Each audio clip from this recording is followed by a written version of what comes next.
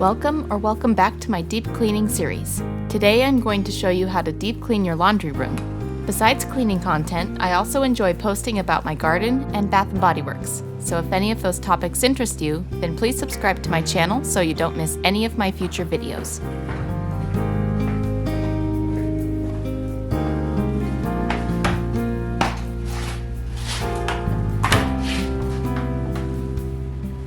I'm getting a load of laundry started now since I have a few baskets worth of washing to do.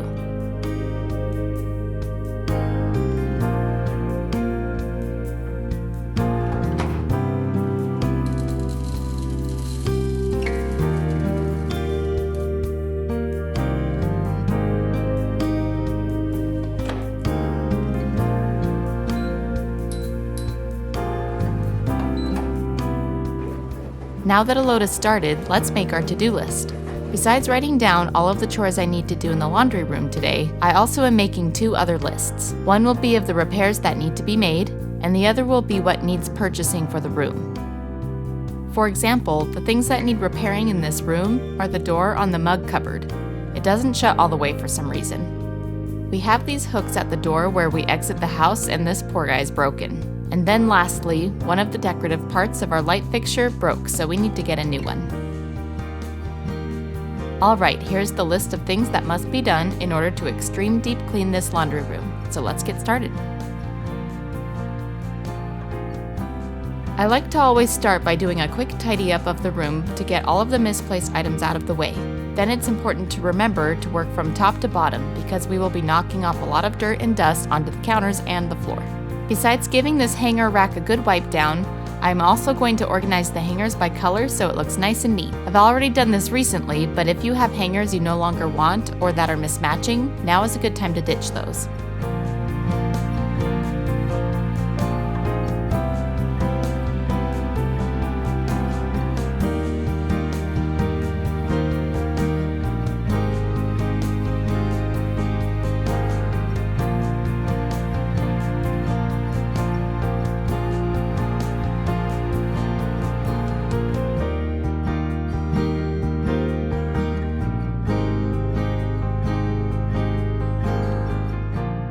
Next, I'll be cleaning this light fixture.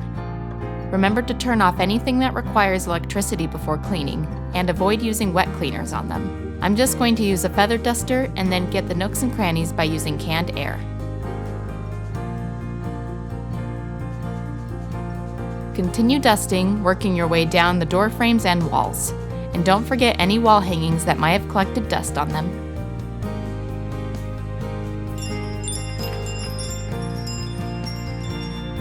These curtains get forgotten since they are high up and out of reach because of the laundry machines, so it's time to give them some TLC. I've explained this process a couple of times in my other cleaning videos, but I'm going to show you how I deep clean my curtains without taking them off the rods. First, vacuum them on both sides and in the ruffles.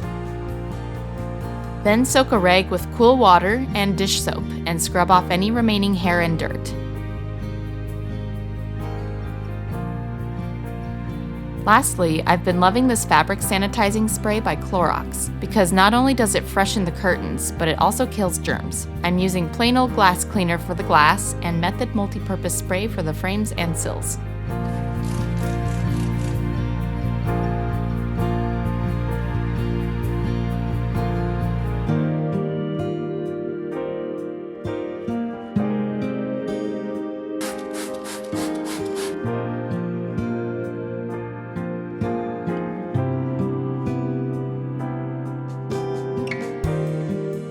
Let's consult our to-do list here. We finished dusting up above, we deep cleaned the curtains, and we took care of the windows. Next up, let's focus on the cabinets. Earlier this year, we've already gone through and decluttered all of the items that live in these cabinets. That part is already taken care of. I'm just going in one shelf at a time, wiping down the shelves with multi-purpose spray. I'm also going to give the outsides and the handles a good clean as well.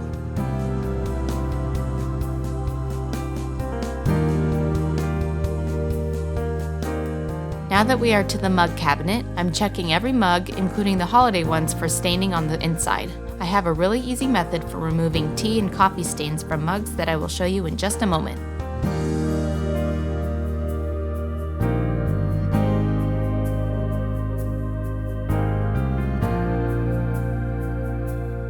Okay, so I've collected up all of the mugs that have stains inside.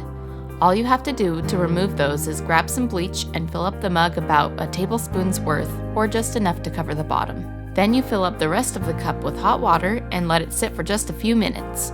I'm going to save myself some bleach by just using 1 mug's worth, and when that 1 mug is done soaking, I'll pour it into the next, and then the next. I'm going back to wiping down the cabinets and drawers while those mugs do their thing, and when they are done, I'm just going to pop them into the dishwasher so there is no scent or residue of bleach. If you are doing this on non-dishwasher safe dishes, just make sure to wash them out with soap and water really good before using them to eat or drink out of. Ta-da! See how white they are? Good as new.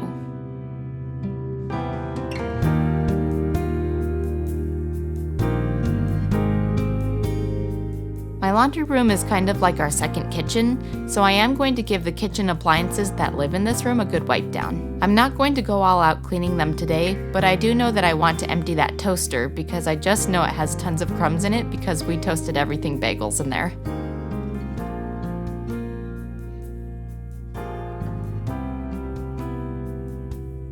I told you, this is a friendly reminder to empty your toaster. Most should have a little lever on the bottom where you can release the crumbs.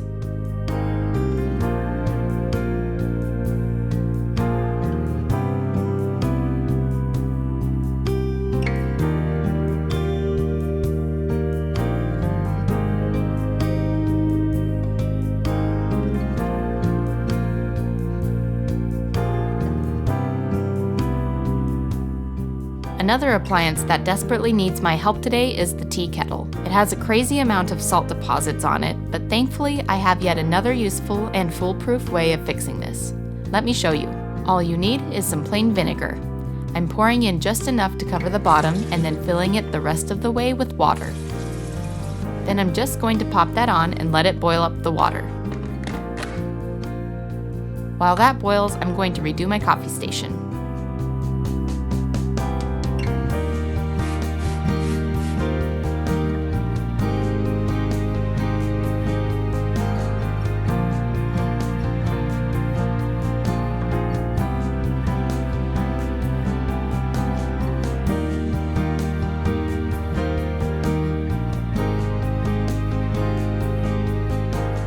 Alright, let's check on our kettle.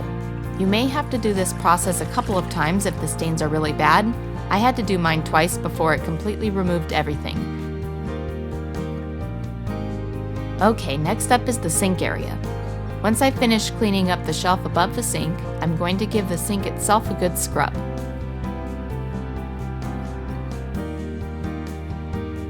I'm actually first going to use this little piece of pumice stone that I have to remove the yellow water stain around the drain. It sometimes takes a little elbow grease, but it works like a charm.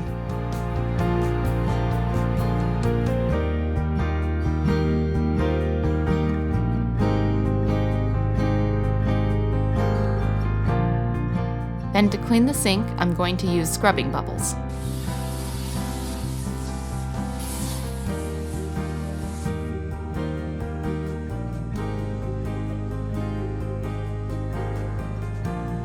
I also highly recommend getting yourself a toothbrush designated for cleaning because they are the perfect tool for getting into cracks and tight spots.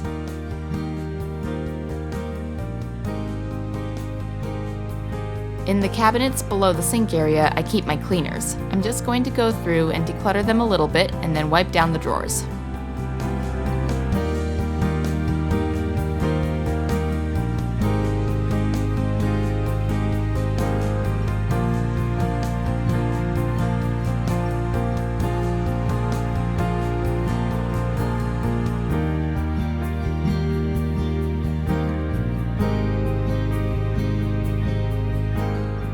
The last thing that needs to be done for the sink area is to change out the water filter, which is definitely a Jose job.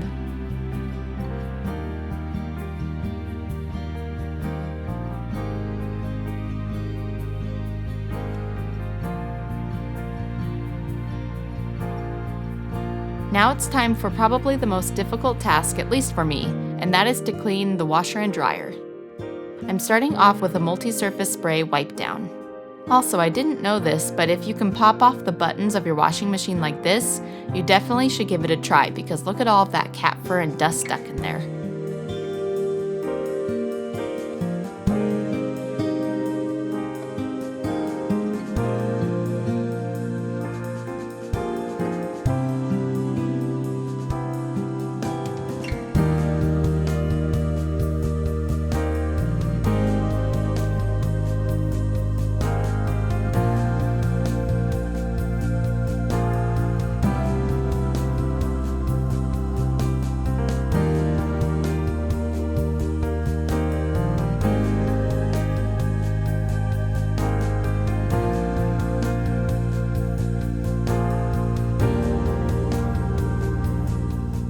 Now there are a few layers of this rubber gasket that really need checking up on. First, there's this little crack, and then this flap has a little bit of junk in it.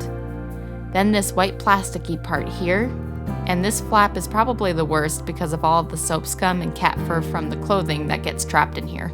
So we're going to give this all a good cleaning. Normally to deep clean a washing machine, you can run an empty load on the sanitize or clean tub setting, but in my area, we are currently experiencing a heat wave and a drought at the same time. Because of that, I'm going to skip that step and just wipe down the inside with a little vinegar and water mixture, so that way I can conserve a little bit of water.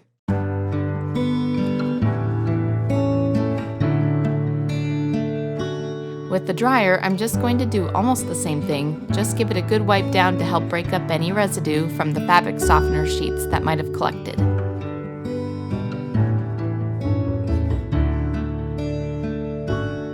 Also, friendly reminder to clean out your lint tray. Besides removing the fuzz, I'm also going to use my canned air to blow out any lint that I can't reach.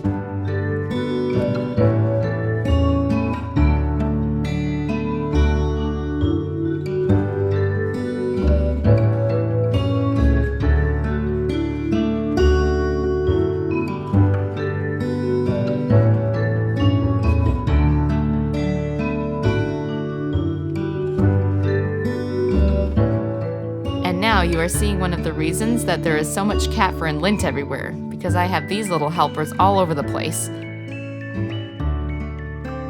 Now Jose is helping me pull out the washing machine and dryer so I can get some cleaning tools behind the machines. This hasn't been done in years, so it's definitely ready for a good defuzzing. This is a product I recommend for any pet owner, and it's the Swiffer Dry Sweeping Cloths. This one specifically is the heavy-duty pet cloths, and they are infused with Febreze, and it's like a magnet to fur and dust, so these are a must. Then I am going to take the stick attachment on my Dyson and suck up anything I couldn't reach with the Swiffer, since I'm working kind of at a weird angle. Then to finish up behind here, I'm going to attach a wet cleaning rag to my Swiffer, spray some multi-purpose spray, and wipe up the soap spills the best that I can. Looking so much better. Percy is so sad because normally this is where we keep the food dish, but I had to move it to clean. Alright, the last thing I need to do is a little bit of floor care. Underneath the cabinets and drawers is a ledge that often gets missed because the main vacuum attachment doesn't reach it. So with the stick attachment, I'm going to get under there and wipe up any spills, and then we'll finish this laundry room deep clean.